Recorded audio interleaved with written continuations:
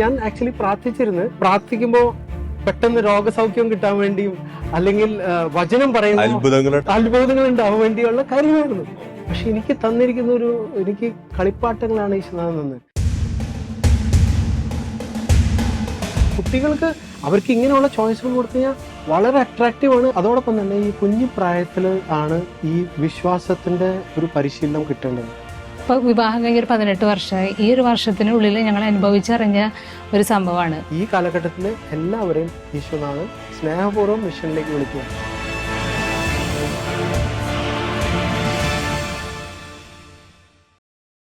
Warriors of faith എന്ന പ്രോഗ്രാമിന്റെ പുതിയ എപ്പിസോഡിലേക്ക് എല്ലാ പ്രേക്ഷകർക്കും സ്നേഹപൂർവ്വം സ്വാഗതം. ഇന്ന് കഴിഞ്ഞ എപ്പിസോഡിലുള്ള അതേ അതിഥികൾ തന്നെയാണ് നമ്മോടൊപ്പം ഉള്ളത്. നമ്മളിപ്പോൾ ഉള്ളത് ഇരിഞ്ഞാലക്കുട രൂപതയിലെ പുത്തൻചിറ ഈസ്റ്റ് ഇടവകയിലുള്ള എഡ്വിൻ സ്മേര ദമ്പതികളുടെ വീട്ടിലാണ്.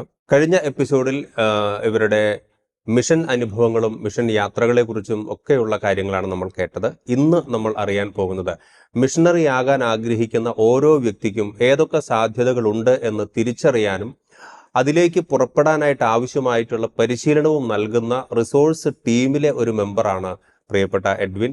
അപ്പോൾ എഡ്വിൻ നടത്തിയിട്ടുള്ള ഇത്തരത്തിലുള്ള പരിശീലനങ്ങളും അതുപോലെ തന്നെ എഡ്വിൻ്റെ അനുഭവങ്ങളും ഒപ്പം കുടുംബത്തിൻ്റെ ആ ഒരു പിന്തുണയും ഒക്കെയാണ് നമ്മൾ ഇന്ന് കേൾക്കാനായിട്ട് പോകുന്നത്. ശരിക്കും ഏതൊരു വ്യക്തിക്കും അയാളായിരിക്കുന്ന മേഖലയിൽ, അയാളായിരിക്കുന്ന പ്രായം, അയാളുടെ ജോലി, അയാളുടെ സാഹചര്യം, അയാളുടെ നാട്, അവിടെയെല്ലാം അയാൾക്കൊരു മിഷണറി ആയിട്ട് ജീവിക്കാനായിട്ട് സാധിക്കും അല്ലേ? തീർച്ചയായിട്ടും. ഇവിടെ ഓരോ വ്യക്തിയെയും മാമോദിസ കഴിഞ്ഞിട്ട് ഒരു മിഷണറി ആയിട്ട് വിളിക്കപ്പെടുകയാണ് നമ്മൾ ഓരോരുത്തരും. അത് മാത്രമല്ല, അത്ഭുതമായിട്ട് ഞാൻ ഇത്രയും വർഷങ്ങൾ ഈ മിഷൻ പരിശീലനം പങ്കുവെക്കുകയും നമ്മുടെ ടീമായിട്ടാണ് ചെയ്യുന്നത്. എല്ലാവർക്കും ഈശോനാഥൻ ഒരു യൂണീക്ക് ആയിട്ടുള്ള ഒരു ഓപ്പർച്യൂണിറ്റിയാണ് കൊടുക്കുന്നത്. നമ്മൾ ആദ്യം മിഷന്റെ ക്ലാസ്സുകളും കേൾക്കുമ്പോൾ ഒരിക്കലും നമ്മൾ ചിന്തിച്ചിട്ടുണ്ടായിരുന്നില്ല ഈ കുട്ടികളുടെ മേഖലയിലേക്ക് നമ്മൾ മിഷൻ ചെയ്യുന്നുള്ളൂ. നമ്മൾ ഫാമിലി വിസിറ്റ് ആണ് നമ്മളോട് തന്നിരിക്കുന്ന ആവന്യൂ ആ സമയത്ത്. പിന്നെ ഞാൻ മിഷൻ ട്രെയിനിങ്ങിന്റെ ടീം ഭാഗമായി എന്നിട്ട് നമ്മൾ ഷെയർ ചെയ്തു. ആ സമയത്തും നമ്മൾക്ക് പരിമിതിയായ ഓപ്ഷനുകളും കാര്യങ്ങളൊക്കെയാണ് ഇതുണ്ടായിരുന്നത്. പക്ഷെ ഇതിലൂടെ വന്നപ്പോൾ ഒരു പുതിയൊരു വഴിത്തിരിവ്, കോൾ വിത്തിൻ എ കോൾ, വിളിയുടെ ഉള്ളിൽ ഒരു വിളി ആയിട്ട് ഞാൻ മനസ്സിലാക്കി. ശരിക്കും വിശുദ്ധ മദർ തെരേസയുടെ ജീവിത ചരിത്രം വായിക്കുമ്പോഴാണ് ഇങ്ങനെയുള്ള ഒരു കോൾ. അപ്പൊ ഞാൻ ഈശോനോട് പ്രാർത്ഥിച്ചു, ഈശോയെ എൻ്റെ ഒരു വ്യത്യസ്തമായ വ്യക്തിപരമായ ഒരു മിഷൻ മേഖല എന്താണ്? അപ്പൊ എനിക്ക് അന്ന് ശരിക്കും പറഞ്ഞാൽ സന്തോഷവും സങ്കടവും വരുന്ന ഒരു ഇതായിരുന്നു എനിക്ക് ഓപ്പർച്യൂണിറ്റി. പക്ഷെ ഈ ഓപ്പർച്യൂണിറ്റി എന്താ, ഞാൻ ആക്ച്വലി പ്രാർത്ഥിക്കുമ്പോൾ പെട്ടെന്ന് രോഗസൗഖ്യം കിട്ടാൻ വേണ്ടിയും അല്ലെങ്കിൽ വചനം പറയുന്ന അത്ഭുതങ്ങൾ ഉണ്ടാവാൻ വേണ്ടിയുള്ള കാര്യമായിരുന്നു. പക്ഷെ എനിക്ക് തന്നിരിക്കുന്ന എനിക്ക് കളിപ്പാട്ടങ്ങളാണ് ഈശ്വരനാഥൻ തന്നത്. അപ്പൊ ഞാനത് പറഞ്ഞു, എനിക്ക് സന്തോഷമുണ്ട്, അന്ന് എനിക്ക് സങ്കടമായിരുന്നു. കുറെ വർഷങ്ങളായിട്ട് ഈ പ്ലാസ്റ്റിക് കേസിൽ കളിപ്പാട്ടം കൊണ്ട് ഞാൻ നടക്കുവാണ്. അപ്പൊ എല്ലാവരും എന്നെ കളിയാക്കും, ഇതൊക്കെ 3ാം ക്ലാസ്സും ഇത് വേണം. അപ്പോഴാണ് തമ്പുരാൻ എന്നെ പഠിപ്പിച്ചു തരുന്ന ഒരു കാര്യം എന്ന് പറഞ്ഞാൽ, പിന്നെ ഞാൻ പഠനങ്ങളിലും പഠിക്കുന്ന പറഞ്ഞാൽ ഓരോ വ്യക്തികളിലും 3 സൈക്കോളജിയാണ് ഉള്ളത്: adult, child and parent. Child psychology എല്ലാവരിലും ഉണ്ട്. ഈ ഗെയിംസ് ഞാൻ കളിപ്പിക്കുമ്പോൾ കുട്ടികളിലേക്ക് മാത്രമല്ല വലിയവരിലെയും ആകർഷിക്കുന്ന ഇതുണ്ട്. വലിയ വലിയ സ്ഥലങ്ങളിൽ ഈ ഗെയിംസ് ഞാൻ കളിപ്പിക്കുമ്പോൾ ആദ്യ കാലങ്ങളിലെല്ലാം ചെറിയൊരു ഫസ്റ്റ് തന്നെ തമ്മിൽ പഠിപ്പിക്കുന്ന വൈഫും എന്നോട് ഐഡിയ പറയുകയാണ്, പാമ്പും കോണീനും നമ്മൾക്ക് എങ്ങനെയാണ് ഒരു ചേഞ്ച് ചെയ്യുന്നുള്ള രീതിയിലാണ്, ഈ രീതിയിലേക്ക് കൺവേർട്ട്. അപ്പൊ ഞാൻ പ്രാർത്ഥിച്ചു, ഓക്കെ. അപ്പൊ ഞാൻ 1-2 ഡിസൈൻ വൈഫിന് കാണിച്ചു കൊടുക്കുമ്പോഴും വൈഫ് പറയുന്നു, ഓക്കെ, ഞാൻ വലിയ ഇതൊന്നും അല്ല, നമ്മള് ജസ്റ്റ് MS പെയിന്റ് വെച്ചിട്ടാണ് ചെയ്യുന്നത്. പക്ഷെ ഒരു ഡിസൈനർ ഒന്നുമല്ല ആസ് പ്രൊഫഷൻ. ഞാൻ പറഞ്ഞ പോലെ സൈബർ സെക്യൂരിറ്റിയും IT മേഖലയാണ്. അപ്പൊ ഞാൻ ഇത് കാണിച്ചപ്പോൾ ഒരു ഡിസൈൻ എനിക്ക് ഇഷ്ടപ്പെട്ട എന്ന് പറഞ്ഞാൽ, നമ്മൾക്ക് 2 പേർക്ക് ഇഷ്ടപ്പെട്ടതെന്ന് പറഞ്ഞാൽ, 0-ല് ഒരു ശിശുവാണ്, 100-ലിരിക്കുമ്പോൾ കൈ വിരിച്ചിരിക്കുന്ന ഈശോയാണ്. ഈ ജീവിതമാണ് ഒരു പാമ്പും കോണി. ഓക്കെ, നമ്മൾക്ക് പല പ്രലോഭനങ്ങൾ ഉണ്ടാവും പാമ്പിന്റെ രൂപത്തില്, അന്ന് പല അനുഗ്രഹങ്ങൾ ഉണ്ടാവും നമ്മൾക്കൊരു കോണിയുടെ രൂപത്തിൽ. അപ്പൊ കോണി കയറുവാണെങ്കിൽ സ്വർഗസ്നാ പിതാവ് നമ്മൾ പ്രാർത്ഥിക്കും, പാമ്പ് കടിക്കുവാണെങ്കിൽ നമുക്ക് നന്മ നിറഞ്ഞ മറിയം എത്തിക്കേണ്ടി വരും. അതോടൊപ്പം തന്നെ അതിൽ ഓരോ കാര്യമുണ്ട്. എന്താണ് ഈ പാമ്പ്? ഇപ്പൊ കൊച്ചുകുട്ടികളുടെ ഇതിൽ എന്ന് പറഞ്ഞാൽ ഫുഡ് വേസ്റ്റ് ചെയ്യുന്നത്, അത് ഒരു പാമ്പാണ്. ഓക്കെ, ടോയ്സ് ഷെയർ ചെയ്യുന്നില്ല. അപ്പൊ ഇതെല്ലാം ഓരോ വീടുകളിൽ നടക്കുന്നതാണ്. അവരുടെ ജീവിത സാഹചര്യങ്ങൾ പാമ്പിന്റെ രൂപം കൊടുത്തുകൊണ്ട് അവർക്ക് മനസ്സിലാകുവാണ്. അപ്പൊ ഇത് അവർക്ക് കളിക്കുമ്പോഴും അവരുടെ ഒരു സബ് കോൺഷ്യസ് മൈൻഡിലേക്ക് മനസ്സിലാക്കാണ്, ഇത് നമ്മളുടെ ഒരു ജീവിതമായിട്ട് അർത്ഥമാർത്ഥമാണ്. പക്ഷെ 100-ല് എന്ന് പറഞ്ഞാൽ നിത്യജീവനില് ഈശോ നമ്മൾക്ക് വേണ്ടി കാത്തിരിക്കുന്ന ഒരു വലിയ ബോധ്യം ഈ ഗെയിമിലൂടെ ഇതാണ്. എത്ര പാമ്പുകൾ ഉണ്ടായാലും അതൊന്നും നമ്മളെ വിഴുങ്ങാൻ പോകുന്നില്ല, അതിനൊക്കെ അതിജീവിച്ച് നമ്മൾ ഈശോയിലേക്ക് എത്തും എന്നുള്ളൊരു മെസ്സേജ് എത്തുന്നുള്ളതാണ്. കാരണം പാമ്പ് വിഴുങ്ങിയിട്ട് നമ്മൾ താഴെ എത്തുമ്പോൾ സ്വാഭാവികമാണ്. പക്ഷെ അത് കഴിഞ്ഞിട്ട് നമ്മൾ വീണ്ടും നമ്മള് അതിജീവിച്ച് മുന്നോട്ട് പോകും.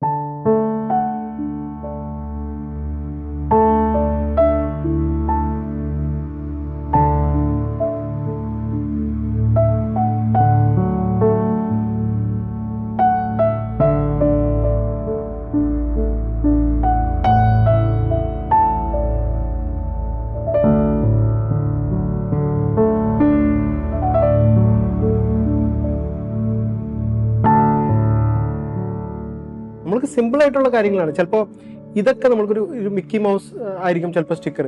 അതിന് മാറ്റിയിട്ട് നമ്മളുടെ ആശയങ്ങൾ, മിഷൻ, പ്രയർ, വൊക്കേഷൻ, ഇതൊക്കെ നിങ്ങൾക്ക് ഈസി ആയിട്ട് കൊടുക്കാം. അപ്പൊ ഇതില് ഒരു കുട്ടി ഇത് ഇടുമ്പോ ഓക്കെ എത്ര പ്രയറിലേക്ക് ഇട്ടു, എത്ര മിഷനിലേക്ക് ഇട്ടു. അപ്പൊ ശരിക്കും പറഞ്ഞ ഗെയിമിലൂടെ തുടങ്ങുവാണെങ്കിലും അതുകൊണ്ട് അവസാനിക്കുന്നില്ല. അതൊരു തുടക്കം മാത്രമാണ്. ഒരു വീട്ടിൽ പോയിട്ട് നമ്മൾക്ക് ഇനി മിഷന് വേണ്ടി പ്രാർത്ഥിക്കണ്ടേ, നമ്മൾക്ക് വൊക്കേഷൻ ആഗ്രഹിക്കണ്ടേ, ആ കാര്യങ്ങള് ഗെയിമിലൂടെ സബ് കോൺഷ്യസ് മൈൻഡിലേക്ക് നമ്മൾ ഷെയർ ചെയ്യുന്നു. അപ്പൊ ഇതോടൊപ്പം തന്നെ ഞാൻ കാണിക്കുവാണ് ലൈവ് ആക്ഷൻ സ്റ്റോറി ടെല്ലിംഗ്. ഇതോടൊപ്പം തന്നെ നമ്മൾക്ക് ലൈവ് സ്കിറ്റ്, നമ്മൾക്ക് ഇത് ഐറ്റംസ് ഇല്ലാതെയും ഐറ്റംസ് വെച്ചിട്ട് നമുക്ക് ചെയ്യാൻ പറ്റും. അപ്പൊ അങ്ങനെയുള്ള ഒരു കാര്യങ്ങള് ഇന്ന് നമ്മൾക്ക് അറിയാം. ഒത്തിരി ഡാൻസ് എല്ലാം പിള്ളേർ കളിക്കുന്ന ഇത് എന്തുകൊണ്ട് നമ്മൾക്ക് ക്രിസ്ത്യൻ രൂപത്തിൽ ഡാൻസ് ഡൈനാമിക്സ് കൊണ്ടുവരാൻ പറ്റില്ല? അപ്പൊ അതിന്റെ ഒരു ഐഡിയാസ് ഇതാണ്. എക്സജറ്റിക്കൽ ആർട്ട് വർക്ക്, നമ്മൾക്കൊരു ഇടവകയിൽ തന്നെ ആർട്ട് എക്സിബിഷൻ നടത്താം. ഇപ്പൊ ഇത് കണ്ടിട്ട് ബൈച്ചേട്ടന് എന്ത് തോന്നുന്നു ഈ ഒരു ആർട്ട് വർക്ക്? ഇത് ദിവ്യകാരുണ്യത്തിന്റെ അടുത്തേക്ക് ഒരാൾ ഇങ്ങനെ കുതിക്കുന്ന പോലെയോ അല്ലേ? അപ്പൊ അപ്പൊ അവന്റെ കാലുകൾ നോക്കുവാണെങ്കിൽ ഇത് ഒരു കറുത്ത ഇതിലാണ് എന്ന് പറഞ്ഞാൽ പാപത്തിന്റെ മേഖലയിൽ നിന്ന് നിത്യജീവൻ ഈശോ തരുന്ന രക്ഷയിലേക്ക് അവൻ കണ്ടുകൊണ്ട് നിത്യജീവനിലേക്ക് കൊതിച്ചുകൊണ്ടിരിക്കുകയാണ്. തീർച്ചയായിട്ടും. അപ്പൊ ഈ ആർട്ട് വർക്ക് പല രീതിയിൽ നമ്മളെ സ്വാധീനിക്കാം. ഡിജിറ്റൽ ക്വിസ്, ഓക്കെ, ഇന്ന് വാട്സപ്പിലൂടെ നമുക്ക് സുവിശേഷം പറയും. ഡിജിറ്റൽ മിഷൻ പല മേഖലയിലും. കരോക്കെ പറഞ്ഞ് നമുക്ക് പുതിയ കൊയർ മെമ്പേഴ്സിനെ തെരഞ്ഞെടുക്കാം. ടാലന്റഡ് ആയിട്ടുള്ള കുട്ടികളെ കണ്ടെത്താം. ടാലന്റ് ആയിട്ട് മാത്രമല്ല, ഇപ്പൊ പാട്ടിനോട് ഇഷ്ടപ്പെടുന്ന കുട്ടികളോട് നമ്മൾ പാട്ട് പാടാൻ വേണ്ടി പറയാം, കരോക്കെ വെച്ചു കൊടുക്കാം. ഇൻട്രസ്റ്റിംഗ് ആയിട്ട് അവർ പാട്ട് പാടും, അവർ കൊയറിനോട് ചേർത്ത് വെക്കാൻ പറ്റും. ഓരോ മിനിസ്ട്രിയിലേക്കും ഒരു ദൈവവിളി കൊണ്ടുവരാൻ പറ്റുന്ന ഒരു മേഖലയാണിത്. അപ്പൊ മ്യൂസിക്കിലൂടെ മിഷൻ അവർക്ക് ചെയ്യാൻ പറ്റും. പതുക്കെ പിള്ളേരിൽ തന്നെ ഈ ഒരു മിഷന്റെ ഈ കാര്യങ്ങള് നമ്മൾ മുമ്പ് പറഞ്ഞ കാര്യം തന്നെ നമ്മളെ ഉദരത്തിൽ തന്നെ ഈശോനാഥൻ നമ്മൾ മിഷനറി ആയിട്ട് വിളിക്കാം. അപ്പൊ ഈ ഓരോ മേഖലയിൽ അവരുടെ ഈ ഒരു ജേർണിയുടെ ഭാഗാരമാണ് നമ്മൾ ഓരോരുത്തരും. അപ്പൊ എനിക്ക് മനസ്സിലാവണം അവരുടെ ഒരു വലിയൊരു മിഷൻ മേഖലയിൽ അല്ലെങ്കിൽ അവരുടെ ഒരു വിശുദ്ധിയില് അവരുടെ ദൈവവിളിയിലെല്ലാം നമ്മൾ പങ്കുകാരാവുന്നുള്ളൊരു വലിയ അർത്ഥം കൊണ്ടുവരുന്ന ഈശോ ആഗ്രഹിച്ച ആ ഒരു മിഷണറി ആകാനായിട്ട് നമ്മളും കൂടി അവര് ട്രെയിനിങ് കൊടുത്തോണ്ടിരിക്കുകയാണ്, നമ്മൾക്കും ഒരു റോൾ ഉണ്ടെന്നുള്ളതാണ്. തീർച്ചയായിട്ടും. അപ്പൊ അതെനിക്ക് സന്തോഷമായി. എന്നാൽ അവരുടെ ജീവിതത്തിന്റെ ഒരു വിളിയിലേക്ക് നമ്മളും അതിലൊരു ഭാഗമായിട്ട് നമ്മൾക്ക് അതിലൊരു ഇതുണ്ടെന്നുള്ളതാണ്. തീർച്ചയായിട്ടും. ഇപ്പൊ ഗെയിംസിലൂടെ നമ്മള് ഈ ഡൈനാമിക്സ് ഈ കാര്യങ്ങൾ ചെയ്യുന്നുണ്ട്. വളരെ നല്ല എക്സ്പീരിയൻസ് ആണ് പിള്ളേർക്ക്. ഏകദേശം 30,000 പിള്ളേർക്ക് നമുക്ക് ഇത് ഷെയർ ചെയ്യാൻ പറ്റി. പല രീതിയിൽ പല ഗ്രൂപ്പുകളിലായിട്ട് ചെയ്യാനായിട്ട് സാധിച്ചു. ഓക്കെ. അപ്പം ഇത് ഓരോ ഗെയിമുകളും നമ്മൾ ഓരോ ഗ്രൂപ്പിനനുസരിച്ച് പ്രിപ്പയർ ചെയ്ത് പോവുകയാണോ, അതോ ചെല്ലുന്ന സമയത്ത് അവിടുത്തെ സാഹചര്യത്തിനനുസരിച്ച് അല്ലെങ്കിൽ അവിടുത്തെ വിഷയത്തിനനുസരിച്ച് നമ്മൾ ഒരു ഗെയിം ഡിസൈൻ ചെയ്യാണോ ചെയ്യുന്നത്? ഓക്കെ. അപ്പൊ നോർമലി എങ്ങനെയാണെന്ന് പറഞ്ഞാൽ നമ്മൾക്ക് ഒരു തീം തരുന്നുണ്ടാവും. അപ്പൊ അതിനനുസരിച്ച് ഫോർ എക്സാമ്പിൾ എനിക്ക് ഫിയാത്ത് മിഷന്റെ അവിടെ ഈ എക്സിബിഷൻ ചെയ്യുന്ന സമയത്ത് ഈ ഗെയിംസിന്റെ മേഖലയിൽ അവർ പറഞ്ഞായിരുന്നു തീം എനിക്ക് തന്നായിരുന്നു. നമ്മളുടെ വൊക്കേഷനും മിഷനും പ്രയറാണ്. അപ്പൊ അതനുസരിച്ച് ഞാൻ ഗെയിമിന്റെ ഒരു ഭാഗം അതിലേക്ക് പാറ്റേൺ ആക്കി. പക്ഷെ ഇത് മാത്രമല്ല, എന്റെ ഓൺ സ്ക്രീൻ ഗെയിം ഉണ്ടായിരുന്നു, മാസ് ഗെയിം ഉണ്ട്, ക്ലാസ് ഗെയിം ഉണ്ട്, ഇൻഡോർ ഉണ്ട്, ഔട്ട്ഡോർ ഉണ്ട്. പിന്നെ ഇത് അവർക്ക് തിരിച്ചുപോയി അവരുടെ ഇടവകയിലേക്ക് കളിക്കാൻ പറ്റുന്ന ചില ഫ്രീ ഗെയിംസും ഉണ്ട്. അപ്പൊ ഇതെല്ലാം ഫെയ്ത്ത് ഫോർമേഷൻ ആണ് ഈ തീമിൽ ഇരിക്കുന്നതെന്ന്. പക്ഷെ അതോടൊപ്പം തന്നെ നമ്മൾക്കിപ്പോ ചില റിസോഴ്സ് പേഴ്സൺസ് ചോദിക്കാറുണ്ട്, നമ്മൾക്ക് ഒരു സിറ്റുവേഷൻ തന്നു, അല്ലെങ്കിൽ ആ ഒരു സിറ്റുവേഷനിൽ അല്ലെങ്കിൽ അവർ ഫേസ് ചെയ്യുന്ന അല്ലെങ്കിൽ അവർ ഏത് മേഖലയിലാണോ അവരിടപെടുന്നത് അവരെ സപ്പോർട്ട് ചെയ്യുന്ന രീതിയിൽ നമുക്ക് വേണമെങ്കിൽ ഗെയിംസ് ഡിസൈൻ ചെയ്ത് കൊടുക്കാം. അപ്പൊ ഇത് ശരിക്കും പറഞ്ഞാൽ ഈ ഗെയിംസ് ഞാൻ ഉണ്ടാക്കുന്നതല്ല. ഞാൻ ആത്മാർത്ഥമായിട്ട് പറയാം, ഇത് നമ്മൾ പ്രാർത്ഥനാപൂർവ്വം തമ്പുരാനോട് ഇരുന്ന് ദൈവം തരുന്ന ഒരു ഐഡിയാസ് ആണ് ഇത്. നമ്മൾ അതാ പറയുന്നത്, നമ്മളിത് പ്രാർത്ഥിച്ചു ഒരുങ്ങി ദിവികാരത്തിന് മുമ്പിൽ ഇരുന്ന് പ്രാർത്ഥിച്ചു കഴിഞ്ഞാൽ നമുക്ക് കറക്റ്റ് ആയിട്ടുള്ള എങ്ങനെയാ അത് കൊടുക്കേണ്ടതെന്നുള്ള രീതിയിലേക്ക് വരും. ഇപ്പൊ ഒരു എക്സാമ്പിളിന് ഇന്റർസെഷന് വേണ്ടി ഒരു റിസോഴ്സ് പേഴ്സൺ ഒരു ക്ലാസ് എടുക്കുവാണ്. അപ്പൊ അതിനേലും മുൻപ് നമ്മൾക്കറിയാം ക്ലാസ്സിനെല്ലാം പലരും ഇതൊരു ക്ലാസ് ആണല്ലോ, ബോറിംഗ് ആണല്ലോ. അപ്പൊ അതിൽ ഒരു ഡൈനാമിക്സ് ഇൻട്രസ്റ്റിംഗ് ആക്കണമെങ്കിൽ നിങ്ങൾക്കൊരു ഗെയിം കഴിഞ്ഞിട്ട് ഒരു ക്ലാസ് കൊടുക്കാം. ഒരു ഐസ് ബ്രേക്കിംഗ് ചെയ്തൊന്ന് ആക്റ്റീവ് ആക്കിയതിന് ശേഷം സബ്ജക്റ്റിലേക്ക് പോകും. യെസ്, ഐസ് ബ്രേക്കിംഗ് കൊടുക്കുമ്പോൾ അതൊരു ഗെയിം രൂപത്തിലാക്കാൻ പറ്റും. ഫോർ എക്സാമ്പിൾ നമ്മളൊരു ഇന്റർസെഷന്റെ ഇമ്പോർട്ടൻസ് പറയുകയാണ്. പാത്രമുണ്ട്, നമ്മളൊരു ബോളും കാണിക്കുവാണ്. അപ്പൊ നമ്മൾ പറയുവാണ് ഈ ബോൾ ഒരു പാത്രത്തിലേക്ക് ഇടാൻ വേണ്ടി പറയണം. അപ്പൊ പൈചേട്ടൻ ഒരു ഈ ബോളിലേക്ക് ഒരു പാത്രത്തിലേക്ക് ഇട്ട് നോക്കാലോ, നോക്കാം കിടക്കണം. Okay that's what exact. ഒരു മിനിറ്റ്, ഇതിലെന്തുണ്ടായി സംഭവിച്ചു? ഈ പാത്രത്തിന്റെ ഉള്ളിൽ ഞാൻ ഈ ബോൾ ഇടാൻ നോക്കി, വന്നു കഴിഞ്ഞിട്ട് തിരിച്ചുപോയി. ഓക്കെ, ഇവിടെ നമ്മൾക്ക് എന്ത് ചെയ്യണം? അപ്പൊ നമ്മള് ഗ്രൂപ്പിനോട് ചോദിക്കണം. ഈ വ്യക്തിനെ നമ്മൾ പതുക്കെ നമ്മൾ ഇൻവൈറ്റ് ചെയ്തു, ആകർഷിച്ചു, നമ്മൾ പ്രാർത്ഥന ഗ്രൂപ്പിലേക്ക് കൊണ്ടുവന്നു, മിഷനിലേക്ക് കൊണ്ടുവന്നു. ഇനി മിഷൻ ഇവിടെ വന്നിട്ട് പുള്ളി പോവാണ്. അപ്പം ഇനി നമ്മൾക്ക് എങ്ങനെ ഒരു ഇത് ആകർഷിക്കണം എന്നുള്ളത് മധ്യസ്ഥം പ്രാർത്ഥന ചെയ്ത് നമ്മൾ. അപ്പൊ മധ്യസ്ഥ പ്രാർത്ഥന ചെയ്ത് കഴിഞ്ഞാൽ എന്തുണ്ടാവും? പരിശുദ്ധാത്മാവ് ദൈവത്തിന്റെ അരൂപി ഉണ്ടാവും. എന്താണ് രൂപങ്ങള്? വെള്ളത്തിന്റെ രൂപത്തിലുണ്ട്. ഈ കപ്പല് നമ്മൾ വെള്ളമാണ്. ഇനി വെള്ളം ഇട്ട് കഴിഞ്ഞാൽ എന്തുണ്ടാവും? ഇനി ബോൾ എറിയുമോ? ഇത് തെറിച്ചു പോവില്ല. അതിൽ അപ്പൊ അതാണ് ഇതിന്റെ ഒരു തീം. അപ്പൊ ഇത് കഴിഞ്ഞ് നമ്മൾ ക്ലാസ് കൊടുക്കുമ്പോഴേ അതിന് ഭയങ്കര ഒരു അർത്ഥമുണ്ട്. അവര് ഈ ഗെയിംസിലൂടെ അറിയുന്ന ഈ സുവിശേഷം അവർക്ക് അവരുടെ കുഞ്ഞു കൂട്ടുകാരോടും അവരുടെ വീട്ടുകാരോടും എല്ലാം പറയാൻ പറ്റുന്ന മേഖലയിലായിരിക്കണം. അപ്പൊ അത് ഈസി ആയിട്ടുള്ള ഒരു കമ്മ്യൂണിക്കേഷൻ മെത്തേഡാണ്. എന്തുകൊണ്ടാണ് കുട്ടികൾക്ക് വേണ്ടി ഇത്രയും കോൺസെൻട്രേറ്റ് ചെയ്ത് ഇത്രയും സ്ട്രെയിൻ എടുത്ത് അല്ലെങ്കിൽ ഇത്രയും എഫേർട്ട് എടുത്ത് ഗെയിമുകൾ ഡിസൈൻ ചെയ്യാനും പ്രോപ്പർട്ടീസ് ഒരുക്കാനും ഒക്കെ പരിശ്രമിക്കാനുള്ള ഒരു കാരണം? അതിന്റെ മെയിൻ കാരണം നമ്മളെ വിളിക്കുന്ന ഈശോനാഥൻ ഓരോ യൂണീക്ക് ആയിട്ടുള്ള ഒരു മിഷനിലാണ്. അപ്പോ ഈശോ തന്നെ ഈ കുഞ്ഞു കുട്ടികളെ ഫോക്കസ് ചെയ്തിട്ട് വർക്ക് ചെയ്യാൻ വേണ്ടി പറയുന്നത്. ഈശോ ശിഷ്യന്മാരോട് പറയുന്നുണ്ട്, ഈ കുഞ്ഞുങ്ങളെ എൻ്റെ അടുത്തേക്ക് കൊണ്ടുവരാൻ വേണ്ടി. ഈ കാലഘട്ടത്തിലും നമ്മളെ പോലുള്ള ശിഷ്യന്മാര് ഈശോ പറയുന്ന കേൾക്കുവാണ്. മാതാവ് പറയുന്നുണ്ട് ഈശോ പറയുന്ന പോലെ ചെയ്യുക. അപ്പൊ ഈശോ ഇതേപോലെ തന്നെ കുഞ്ഞുങ്ങളെ വിളിക്കുകയാണ്. അതോടൊപ്പം തന്നെ ഈ കുഞ്ഞു പ്രായത്തില് ആണ് ഈ വിശ്വാസത്തിന്റെ ഒരു പരിശീലനം കിട്ടേണ്ടത്. എനിക്ക് എന്റെ ചെറുപ്പകാലത്ത്, ഞാൻ ഗൾഫിലായിരിക്കുന്നത്, ഞാൻ കുട്ടിക്കാലത്ത് എന്റെ പാരന്റ്സ് വർക്ക് ചെയ്യുന്ന സമയത്ത് നമ്മൾ പള്ളിയിൽ പോകുമ്പോൾ ഒരു ഈശോയുടെ ഒരു ചെറിയൊരു പടം ഉണ്ടായിരുന്നു. കൊച്ചു കുട്ടികളെ ഇങ്ങനെ കളിപ്പിക്കുന്നതും ഇത് ചെയ്യുന്നത്. അതെന്നെ ചെറുപ്പകാലത്താണ് സ്വാധീനിച്ചിരുന്നത്. അപ്പോ ഞാൻ മനസ്സിലാക്കണം അതൊരു പിക്ചറായിരുന്നു. ഇതോടൊപ്പം തന്നെ ചെറിയ ഗെയിംസ് അല്ലെങ്കിൽ കാര്യങ്ങൾ അന്ന് കുട്ടിക്കാലത്ത് കിട്ടിയ ഒരു ഫെയ്ത്ത് ഫോർമേഷൻ ഇന്ന് എൻ്റെ മിഷൻ ജീവിതത്തിൽ എൻ്റെ കുടുംബമായിട്ട് മിഷൻ ചെയ്യുമ്പോൾ അത് സ്വാധീനിക്കാറുണ്ട്. അതോടൊപ്പം തന്നെ എൻ്റെ വീട്ടിലാണെങ്കിലും നമ്മൾക്ക് ടൈം കിട്ടുമ്പോൾ നമ്മൾ കുട്ടികളോടൊപ്പം ഇത് കളിക്കുന്നുണ്ട്. എൻ്റെ കുടുംബത്തിലും എൻ്റെ റിലേറ്റീവ്സിനോട്. അത് മാത്രമല്ല അവർക്ക് ഒത്തിരി ഇൻട്രസ്റ്റിംഗ് ആണ്. അപ്പൊ കുട്ടികൾക്ക് നമ്മൾ ചോയ്സ് കൊടുക്കുമ്പോഴാണ് അവർക്ക് ഇങ്ങനെയുള്ള ചോയ്സുകൾ കൊടുത്തു കഴിഞ്ഞാൽ വളരെ അട്രാക്റ്റീവ് ആണ്. അവർ പറയും വളരെ ഉപകാരമായിട്ട് അവർ ഫീൽ ചെയ്യും. ഇപ്പം എഡ്വിൻ ഇങ്ങനെ ഒത്തിരി പ്രോപ്പർട്ടീസും കാര്യങ്ങളൊക്കെ ചെയ്ത് ഓരോ ഗെയിമുകൾ സെറ്റ് ചെയ്യുന്ന സമയത്ത് ഒരുപാട് ചിലപ്പോൾ അഭിപ്രായങ്ങൾ ചോദിക്കുന്നുണ്ടാവും, അല്ലെങ്കിൽ അതിന്റെ സാധ്യതകൾ അല്ലെ നിങ്ങൾ ഡിസ്കസ് ചെയ്യുന്നുണ്ടാവും. അപ്പൊ സ്മേരയ്ക്ക് എങ്ങനെയാണ് ഇതില് കൂടുതലായിട്ട് കോൺട്രിബ്യൂട്ട് ചെയ്യാനായിട്ട് പറ്റുന്നത്? എൻ്റെ ഒരു അഭിപ്രായത്തിൽ ഈ ഒരു ജനറേഷന് ഉപദേശങ്ങൾ കേൾക്കണോണ്ട് വലിയ താല്പര്യമില്ല. അവർക്ക് കൂടുതലും ആക്ടിവിറ്റീസിനോടാണ് താല്പര്യം. അങ്ങനെ അവർക്ക് ഒരു ഫെയ്ത്ത് ഫോർമേഷൻ കൊടുക്കാൻ പറ്റണതാണ് കൂടുതലായിട്ട് എനിക്ക് ഉപകാരമായിട്ട് തോന്നിയിട്ടുള്ളത്. പിന്നെ ഒരു കുട്ടികളുടെ ഒരു മനസ്സൊക്കെ അറിയണത് ഒരു അമ്മയ്ക്കായിരിക്കും. പിന്നെ നെയ്ബേഴ്സ് ആയിട്ടുള്ള കുട്ടികളായിട്ടായിരിക്കും ഇന്ററാക്ട് ചെയ്യുമ്പോൾ അവരുടെ മനസ്സ് പറയുമ്പോൾ എനിക്ക് തോന്നിയാണ് കൂടുതൽ ഈ ഗെയിംസിലൂടെ അവരുടെ ഈശോയിലേക്ക് അടുപ്പിക്കാനായിട്ട് സാധിക്കുകയാണെങ്കിൽ അത് അവരൊത്തിരി താല്പര്യത്തോടു കൂടി ചെയ്യും എന്നുള്ളൊരു ബോധ്യം കിട്ടിയത് അങ്ങനെയാണ്. ഒപ്പം ഈ ഒരു വിശ്വാസ പരിശീലനവുമായി ബന്ധപ്പെട്ട് നമ്മുടെ വേദപാഠ ക്ലാസ്സുകളിലൊക്കെ കുറെ കൂടിയും അവരുടെ ഒരു ഇൻട്രസ്റ്റോട് കൂടിയിട്ട് അവർ പങ്കെടുക്കുന്ന ഒരു സാഹചര്യം ഉണ്ടാക്കാൻ അത് സഹായിക്കും അല്ലെ? ശരിക്കും പറഞ്ഞാൽ വേദപാഠത്തിന്റെ ഒരു ക്ലാസ്സുകൾ ഉറപ്പിക്കാൻ വേണ്ടിയാണ് ഈ ഗെയിംസ് ഇരിക്കുന്നത്. ആക്ച്വലി എന്ന് പറഞ്ഞാൽ അതിലെടുക്കുന്ന സബ്ജക്ട്സ് ആണ് ഈ ഗെയിംസിൽ എടുക്കുന്ന തീംസ്.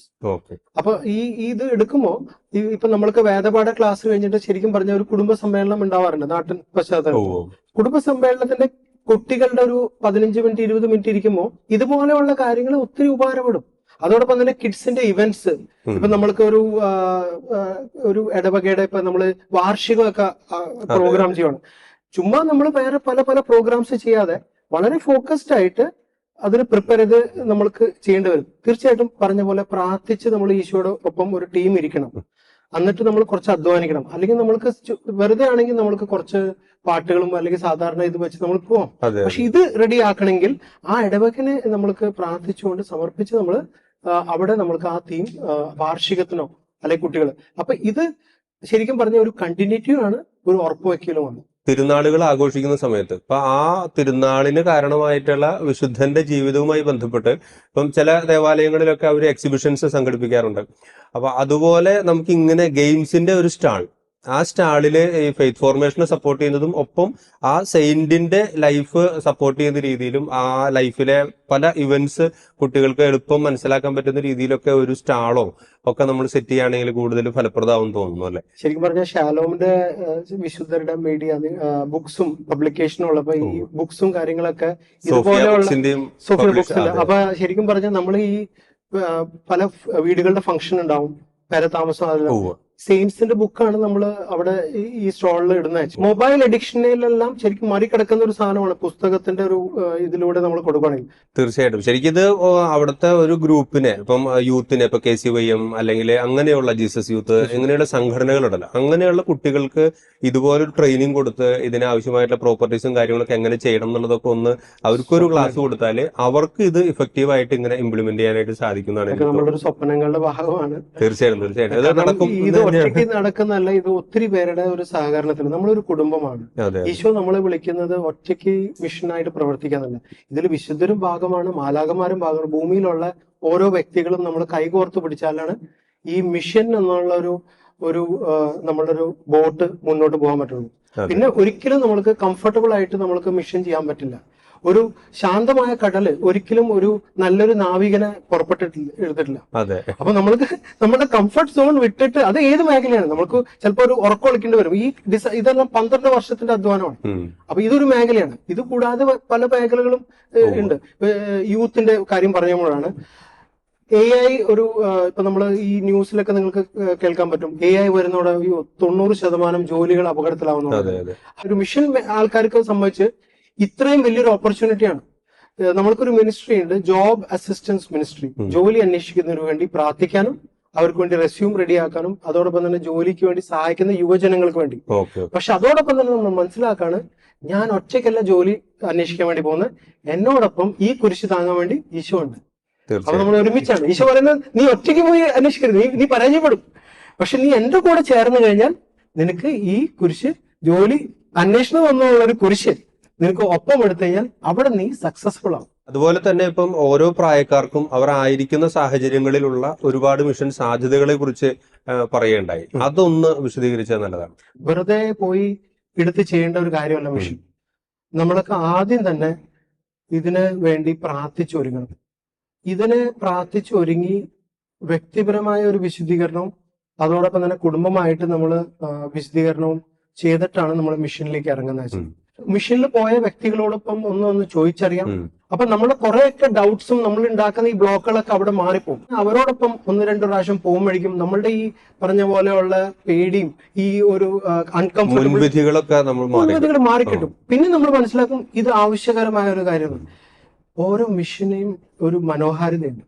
ആ മിഷന്റെ മനോഹാരിത നമ്മൾ ദൂരെ നിന്ന് സ്റ്റേഡിയത്തിന്റെ പുറമേ നിന്ന് നമുക്ക് മനസ്സിലാക്കുമല്ലോ. കളിക്കളത്തിൽ ഗാലറിയിൽ നിന്ന് ആ മനോഹാരിത നമുക്ക് മനസ്സിലാക്കാൻ പറ്റില്ല. നമുക്ക് ഒരു പരിധി കിട്ടും. പക്ഷെ അത് അങ്ങനെയല്ല. ഇതിന്റെ ഇത് നമ്മൾ അതിലേക്ക് പോകണം. കാരണം നമ്മുടെ റോളുണ്ട്. പിന്നെ നമ്മൾ എത്തുമ്പോഴാണ് നമ്മൾ പ്രാർത്ഥിക്കേണ്ടത്, ഈശോ എനിക്ക് തരുന്ന എന്താണ്, എനിക്കൊരു വ്യക്തമായ ഒരു മിഷൻ മേഖല. അപ്പൊ അതിനുവേണ്ടി പ്രാർത്ഥിക്കുന്നു, നമ്മൾ ഒരുങ്ങുന്നു. അതോടൊപ്പം തന്നെ നമ്മൾ മറ്റ് എൽഡേഴ്സിനോടൊപ്പം പല മിഷൻ മേഖലയിൽ പോകുന്നു. അത് കഴിഞ്ഞിട്ടാണ് നമുക്ക് ഉള്ളിലുള്ള വിളിയിലേക്ക് പോകുന്നത്. അപ്പൊ അവിടെ നമ്മൾ പരിചയപ്പെടുത്തുന്ന ഏകദേശം കുറച്ച് മേഖലകളുണ്ട്. ഞാനൊന്ന് എടുത്തു പറയാം. നമ്മൾക്ക് ഹെൽത്ത് ആൻഡ് വെൽനസ് മിനിസ്ട്രി ഈ കാലഘട്ടത്തിൽ, മുമ്പ് ഹോസ്പിറ്റൽ മിനിസ്ട്രി എന്ന് അറിയപ്പെടുന്നതാണ്. ഇപ്പൊ ഹെൽത്ത് ആൻഡ് വെൽനസ് മിനിസ്ട്രി എന്നാണ് പറയുന്നത്. എന്ന് പറഞ്ഞാൽ രോഗസൗഖ്യത്തിന് വേണ്ടി ഇപ്പൊ പഴയ പോലെ രോഗങ്ങൾ നമുക്ക് ഹോസ്പിറ്റലിൽ, ശാരീരികമായ രോഗങ്ങൾ മാത്രമല്ല, കൂടുതലും ഈ കാലഘട്ടത്തിൽ, ഇപ്പൊ ഡിജിറ്റൽ കാലഘട്ടത്തിൽ മാനസികമായ രോഗങ്ങളാണ് കൂടുതലിരിക്കുന്നത്. അപ്പൊ അവിടെ സൗഖ്യപ്പെടേണ്ട മേഖലകളും ഈശോയുടെ വചനവും ഇതെത്തിക്കുന്ന ഒരു ശുശ്രൂഷകരാണ് ഹെൽത്ത് ആൻഡ് വെൽനസ്. അതോടൊപ്പം തന്നെ നമുക്ക് ഓഫീസ് മിഷൻ, ഞാൻ കാണിച്ചത് ഓഫീസിൽ ചിലർക്ക് അവർക്ക് ജോലി വിട്ടിട്ട് അവർക്ക് മിഷൻ ചെയ്യാൻ പറ്റും എന്നെ പോലെ നമ്മൾക്ക്. അപ്പൊ ഞാൻ ചിന്തിക്കായിരുന്നു, ഞാൻ ജീവിതത്തിന് വേണ്ടി നമ്മള് പെടാപ്പാട് പെടുവാണ്, നമ്മൾക്ക് വരുമാനത്തിനും കാര്യങ്ങളും. പക്ഷെ അവിടെ ഈശോ നമ്മളെ ഓർമ്മപ്പെടുത്തുന്ന പറഞ്ഞാൽ നിത്യജീവനെ കുറിച്ചാണ്. അപ്പൊ ഈ ഒരു കാഴ്ചപ്പാടിലേക്ക് രണ്ടും അത്യാവശ്യമാണ്. ഭൂമിയിൽ ജീവിക്കണമെങ്കിൽ തീർച്ചയായിട്ടും, പക്ഷെ അതോടൊപ്പം തന്നെ നിത്യജീവന്റെ ഒരു കാഴ്ചപ്പാട് ഈശോ നമ്മളെ ഓർമ്മപ്പെടുത്തുകയാണ്. അപ്പൊ ഇതിന് നമ്മൾ അതിലേക്ക് കാല് വെക്കുമ്പോഴേക്കും ആ മിഷൻ മേഖലയിൽ പറയണം, ഓഫീസ് മിഷൻ വളരെ ഇമ്പോർട്ടന്റ് ആണ്. പിന്നെ അതോടൊപ്പം തന്നെ നമ്മൾ കുടുംബങ്ങളായിട്ട് പോയിട്ട് വിസിറ്റ് ചെയ്യുന്നു. ഇപ്പൊ നമ്മൾ ഇമ്പോർട്ടന്റ് ആയുള്ള കാര്യം എന്ന് പറഞ്ഞാൽ വെറുതെ പോവാൻ വേണ്ടി നമ്മൾ കുടുംബങ്ങളിലേക്ക് വിസിറ്റ് ചെയ്യുന്നില്ല. നമ്മൾക്ക് ഇപ്പൊ നമ്മളുടെ ഏറ്റവും അടുത്ത് തന്നെ ചെയ്യേണ്ട അത്യാവശ്യമായെന്ന് പറഞ്ഞാൽ ആവശ്യമുള്ള മേഖലകൾ നമ്മൾ അറിയുവാണ്. ഇപ്പൊ നമ്മളുടെ റിലേറ്റീവ്സിൽ തന്നെ ആരെങ്കിലും സുഖമില്ലാതിരിക്കുകയാണ്, ഹോസ്പിറ്റലാണ്, നമ്മൾ കുടുംബമായിട്ട് പോയി വരുന്നു, അതൊരു മിഷനാണ്. തീർച്ചയായിട്ടും. ഓക്കെ, അയൽവക്കത്ത് തളർന്നിരിക്കുവാണ്, ഞാൻ അത് പോയി കാണേണ്ടത് എൻ്റെ ഒരു മിഷനാണ്. ഞാനും കുടുംബമായിട്ട് പോകുന്നത്, അവിടെ സമയം കൊടുക്കുന്നു അവർക്ക് ആവശ്യമായിട്ട്. അപ്പൊ ഞാൻ അങ്ങനെ പോകുമ്പോഴാണ് എനിക്കൊരു ഫീഡ്ബാക്ക് വന്ന്, നമ്മൾക്ക് പറയില്ലേ ചെറിയ ചെറിയ ഹോംവർക്കുകൾ. അപ്പൊ തളർന്നിരിക്കുന്നവരുടെ അവര് പറഞ്ഞു നമ്മൾക്ക് സംഗീതം, ആശ്വാസ പാട്ടുകൾ ഉണ്ടാകുന്നു. അപ്പൊ ഏകദേശം ആത്മീയമായിട്ട് ഒത്തിരി പാട്ടുകൾ നമുക്കറിയാം, യൂട്യൂബിലും ഇതെല്ലാം പല പല ക്രിസ്ത്യൻ സോങ്സ്. അതിൽ നിന്ന് ആശ്വാസ പാട്ടുകൾ നമ്മൾ റെഡിയാക്കി. അങ്ങനെ റെഡിയാക്കിയപ്പോൾ മനസ്സിലായ ഹോം ഫംഗ്ഷന് വേണ്ടി നമ്മൾ പാട്ടുകൾ. അപ്പൊ ഒരു ഭൗതികമായിട്ട് വളരെ പാട്ടുകൾ ഇത് ചെയ്യാതെ തന്നെ നമുക്ക് മീഡിയ ആയിട്ട് അവർക്ക് ഈ ഇങ്ങനെയുള്ള കാര്യങ്ങൾ ഉപകാരമായിട്ട് സ്പിരിച്വൽ ആയിട്ട് നമ്മൾ ഫോക്കസ് ചെയ്തിട്ടുള്ള കാര്യങ്ങൾ കൊടുക്കാൻ പറ്റും.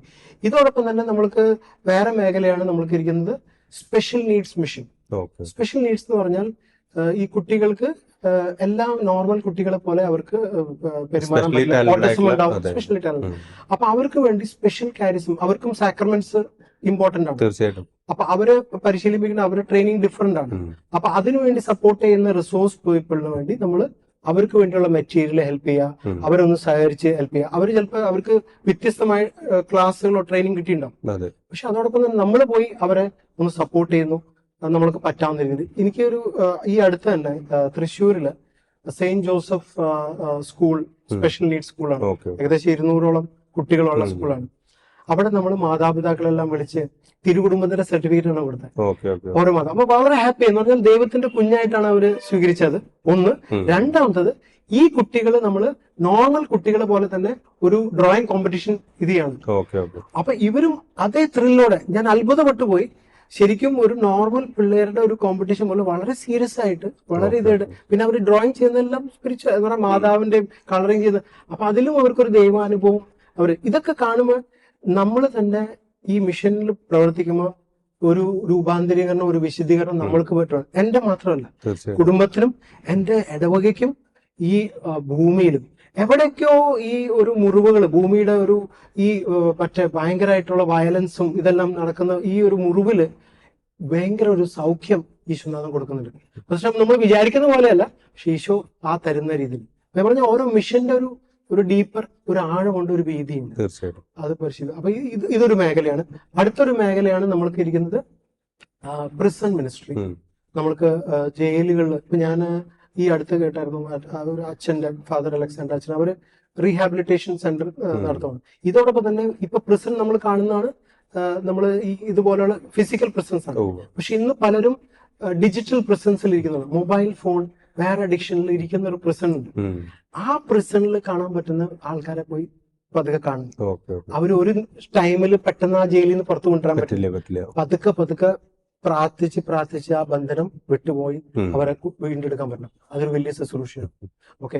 അതോടൊപ്പം തന്നെ നമ്മൾക്ക് ഇരിക്കുന്ന വേറെ മിഷൻ മേഖലയാണ് നമ്മൾക്ക് റിലേറ്റീവ്സിന്റെയും നമ്മൾക്ക് നെയ്ബേഴ്സിന്റെയും ഇൻറീച്ച് മിഷൻ, ഇൻറോഡ്സ് ടുവേർഡ്സ് യുവർ റിലേറ്റീവ്സ്. ഇതൊരു ടഫായ മേഖലയാണ്. കാരണം ഇവിടെ നമ്മൾക്ക് സുവിശേഷം, നമ്മൾ സ്ട്രേഞ്ചേഴ്സ് അല്ല, പരിചയമുള്ള മുഖങ്ങളാണ്, നമ്മൾ അറിയുന്നവരാണ്. അവനൊന്ന് നീ നമ്മളോട് നീ എപ്പോഴും നന്നായി എന്നൊക്കെ ചോദിക്കുന്നു.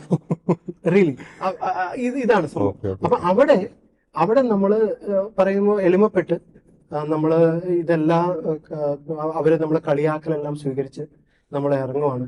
പക്ഷെ അവിടെ നമ്മൾ വെറുതെ ചെയ്യാൻ വേണ്ടി ചെയ്യുന്നതല്ല.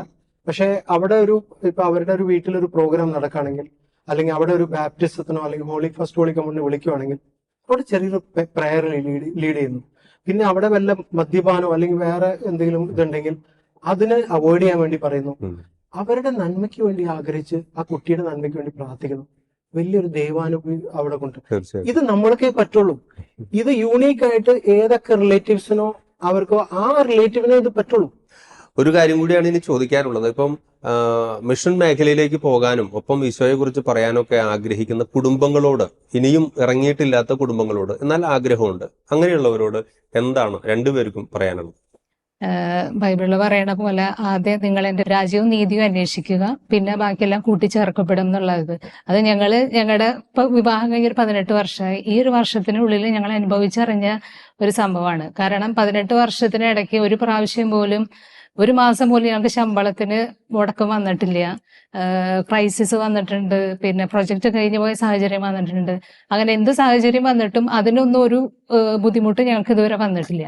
അത് ഈശോ വഴി നടത്തുന്നതാണെന്നുള്ള ഒരു ബോധ്യം ഉള്ളത് കൊണ്ടാണ്. അപ്പോൾ നിങ്ങൾ ഇറങ്ങുമ്പോൾ ഒന്നിനെ കുറിച്ച് നിങ്ങൾ ആകുലപ്പെടേണ്ട ആവശ്യമില്ല. എല്ലാം ഈശോയ്ക്ക് സമർപ്പിക്കുക, ഈശോയെ മുമ്പിൽ കണ്ടുകൊണ്ട് ജീവിതത്തിൽ മുന്നേറുക എന്നുള്ള ഒരു ഇതാണ്. എഡ്വിൻ എന്താണ്? ഞാൻ കൂടുതലും ഈ ഇവിടുന്ന് മൈഗ്രേറ്റ് ചെയ്ത് പോകുന്ന ഒത്തിരി പേരുണ്ട്. അവർ പല രാജ്യങ്ങളിലേക്കും അവരെത്തുകയാണ്. ആ കുടുംബങ്ങളോടാണ് ഞാൻ കൂടുതലും പറയാൻ ആഗ്രഹിക്കുന്നത്. അവര് ഇവിടുന്ന് ജോലി അന്വേഷിച്ചോ അങ്ങനെ മൈഗ്രേറ്റ് ആയി പോകുന്നവരാണ്. ശരിക്കും പറഞ്ഞാൽ ഇത് കൃത്യമായിട്ട് ബൈബിളിൽ നമ്മൾ കാണാം. ഒരു മിഷൻ ആയിട്ട് അവരെ അവിടെ പ്ലേസ് ചെയ്യാണ് ദൈവം അയക്കുന്നതാണ്. ദൈവം അയക്കുന്നതാണ്. അപ്പൊ നിങ്ങൾ ജോലി അന്വേഷിച്ച് അവിടെ എത്തുന്നെങ്കിലും പക്ഷെ ശരിക്കും നിങ്ങളെ ആ രാജ്യത്തിലേക്ക്, ആ രാജ്യത്തിന്റെ രക്ഷയിലേക്ക് ഈശോനെ പങ്കുവെക്കാനും നിങ്ങളുടെ ഒരു യൂണീക്ക് റോള് ആ രാജ്യത്തിലും ആ ഇടവകയിലും ഉള്ള ഒരു ബോധ്യമാണ് മനസ്സിലാക്കുന്നത്. നമ്മൾ എവിടെ അയച്ചാലും അതൊരു മിഷൻ ഏരിയ ആണ്, ഒരു മിഷൻ മേഖലയാണ്. ആർക്കും മാറി നിൽക്കേണ്ട ഒരു കാലഘട്ടമല്ല ഇത്. ഈ കാലഘട്ടത്തിൽ എല്ലാവരെയും ഈശോനാഥൻ സ്നേഹപൂർവ്വം മിഷനിലേക്ക് വിളിക്കുക.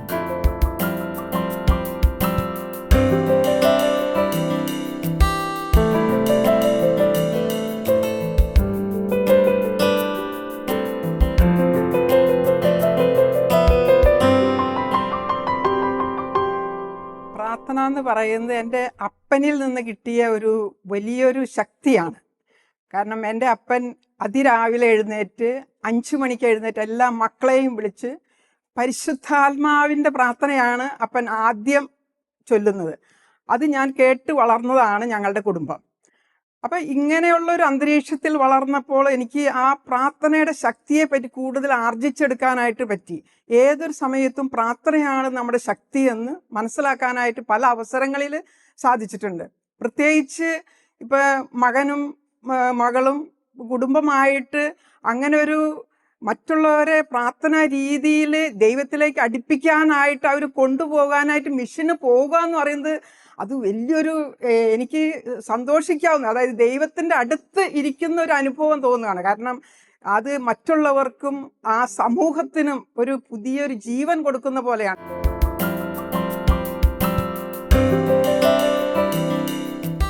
മക്കള് 3 പേരാണ് അല്ലെ? അന്ന, മരിയ, ഡാനിയൽ. അപ്പം അന്നയ്ക്ക് എന്താണ് പറയാനുള്ളത്? പപ്പയുടെയും അമ്മയുടെയും ഈ ഒരു മിഷൻ മേഖലയിലുള്ള പ്രവർത്തനങ്ങളും അതുപോലെ ഗെയിമുകളും അതുപോലെ നമ്മുടെ ഫാമിലിയുമായി ബന്ധപ്പെട്ടൊക്കെ പല പ്രോഗ്രാമുകൾ ഇതുപോലെ ചെയ്തിട്ടുണ്ടാവും. അപ്പൊ ഇതൊക്കെ കാണുമ്പോൾ അന്നയ്ക്ക് എത്രത്തോളം ഒരു സന്തോഷമുണ്ട്, അല്ലെങ്കിൽ എത്രത്തോളം ഒരു താല്പര്യമാണ് തോന്നുന്നത്? ഓരോ പ്രോഗ്രാമിന് പോകുമ്പോഴും മറ്റുള്ളവരെ കാണുവാനും അവർക്ക് യേശുവിന്റെ സ്നേഹം പകർന്നു കൊടുക്കാനും കഴിയുന്നത് എന്നെ സന്തോഷിപ്പിക്കുന്ന ഒരു കാര്യമാണ്. അപ്പോൾ എല്ലായിടത്തും ചെന്ന് പലരായിട്ട് പരിചയപ്പെടാം, അവരുടെ ജീവിതാനുഭവങ്ങളൊക്കെ അവര് പറഞ്ഞു തരുമ്പോൾ നമ്മളെ സംബന്ധിച്ച് അത് സന്തോഷിപ്പിക്കുന്നു എന്നെ. നമ്മൾ അവർക്ക് വേണ്ടി ഓർത്ത് പ്രാർത്ഥിക്കാറുണ്ടോ? പ്രാർത്ഥിക്കാറുണ്ട്. അവര് പറയുന്ന ഇപ്പം ഞങ്ങൾ അതിരപ്പള്ളിയില് ഇതുപോലെ അവർ അനാഥാലയത്തിൽ പോയപ്പോ അവരുടെ പ്രാർത്ഥന ആവശ്യങ്ങളൊക്കെ പിന്നീട് ഓർത്ത് പിന്നെ പ്രാർത്ഥിക്കുമ്പോൾ അതൊക്കെ കൂട്ടിച്ചേർത്ത് പ്രാർത്ഥിക്കാറുണ്ട്. ഓക്കെ അന്ന, തീർച്ചയായിട്ടും എഡ്വിന്റെയും സ്മരയുടെയും ഒപ്പം മക്കളുടെയും ഒക്കെ കൂടെ ഒത്തിരി വിശേഷങ്ങൾ നമ്മളിങ്ങനെ കേട്ടു മനസ്സിലാക്കി. എഡ്വിൻ സൂചിപ്പിച്ചതുപോലെ തന്നെ നമ്മൾ ഏത് പ്രായത്തിലാണോ, ഏത് സ്ഥലത്താണോ, ഏത് നാട്ടിലാണോ എന്നുള്ളതല്ല, നമ്മളൊരു ക്രിസ്ത്യാനിയാണോ എങ്കിൽ നമ്മളൊരു മിഷണറിയാണ്. നമ്മുടെ ജീവിതത്തിൻ്റെ എല്ലാ മേഖലയിലും നമുക്കൊരു മിഷണറി ആയിട്ട് മുന്നേറാനായിട്ട് സാധിക്കും. എല്ലാ സാധ്യതകളും ഉപയോഗിച്ച് ഈശോയിലേക്ക് നമുക്ക് ചുറ്റുമുള്ളവരെ ഈശോയിലേക്ക് നയിക്കാനായിട്ട് സാധിക്കും. അങ്ങനെ ഒരു ഫലപ്രദമായ മിഷണറി ജീവിതം നമുക്ക് നയിക്കാനായിട്ട് സാധിക്കുമെന്നാണ് ഈ ഒരു കുടുംബം നമുക്ക് മുന്നിൽ അവരുടെ ജീവിത അനുഭവങ്ങളിലൂടെ അവരുടെ പ്രവർത്തനങ്ങളിലൂടെ പറഞ്ഞു വെക്കുന്നത്. മറ്റൊരു കുടുംബത്തിൻ്റെ മിഷൻ അനുഭവങ്ങളുമായി വാരിയേഴ്സ് ഓഫ് ഫെയ്ത്ത് എന്ന പ്രോഗ്രാമിൻ്റെ അടുത്ത എപ്പിസോഡിൽ കണ്ടുമുട്ടാം. Good bye. വിളവധികം വേലക്കാരോ വിരളം, വിളവിൻ്റെ നാഥ വിളവെടുക്കുവാൻ വിളവധികം വേലക്കാരോ വിരളം. വിളവിൻ്റെ നാഥ വിളവെടുക്കുവാൻ വേലക്കാരായി അയക്കേണമേ, അഭിഷേകത്താൽ ശക്തരാക്കണേ.